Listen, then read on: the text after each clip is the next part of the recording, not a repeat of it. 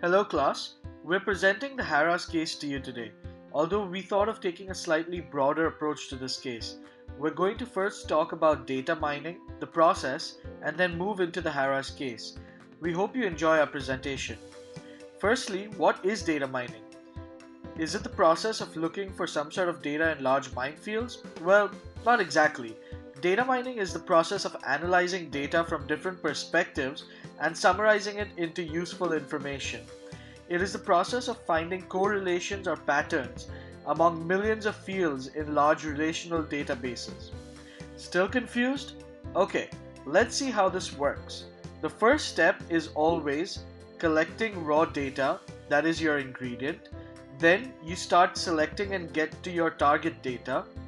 After selecting, you would need to pre-process. Data pre-processing is a data mining technique that involves staging and cleansing your data. Real-world data is often incomplete, inconsistent, and/or lacking in certain behaviors or trends, and is likely to contain many errors. Data pre-processing is a proven method of resolving such issues. Next step, you would move to data transformation. In data transformation, the data are transformed or consolidated into form appropriate for mining. Data transformation can involve smoothing that removes noise.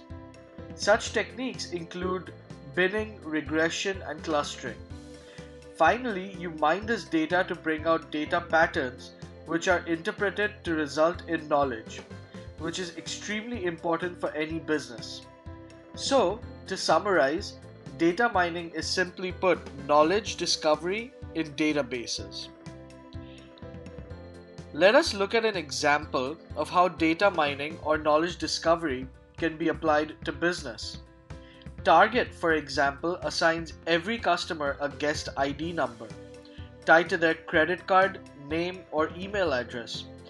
That becomes a bucket that stores a history of everything that they've bought and any other information that they can find. Then Target uses data mining to look for patterns in the customer's shopping habits to customize the mailer ads and coupons based on shopping habits. They got so good with data mining that they figured out a high school girl was pregnant based on her shopping patterns before she or her family found out. Now we're going to travel to Vegas. Well, not to gamble, but rather to learn about how data has been extensively used to determine habits of gamblers and keep them coming back as repeat customers.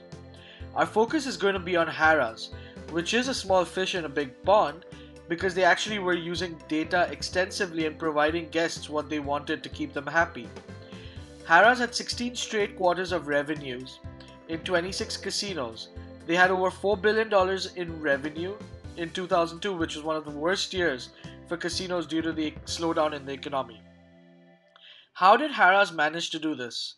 While other casinos focused on music concerts, clubs, and shows to attract their customers, Harrah's provided great customer service, such as greeting customers by name and rewarding them handsomely.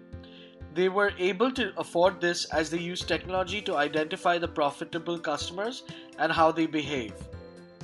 So now, going back to the process flow, let's see how Harrah's was data mining. First, they gathered data by the total rewards or cards at the point of sale. This data was plugged directly to the data warehouse.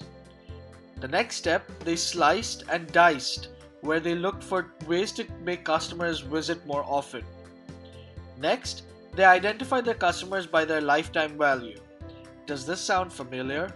Well, other casinos focused on one visit value. By analyzing the data, they found some interesting insights. Only 26% of their customers made 82% of revenue.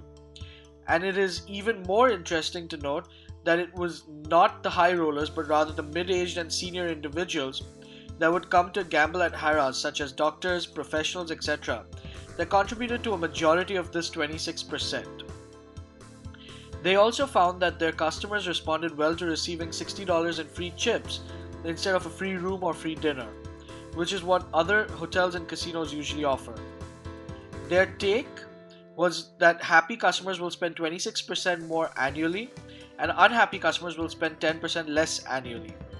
Next, they appealed to customers' interest with their total reward program, creating 3 tiers of service: Gold, Platinum, and Diamond.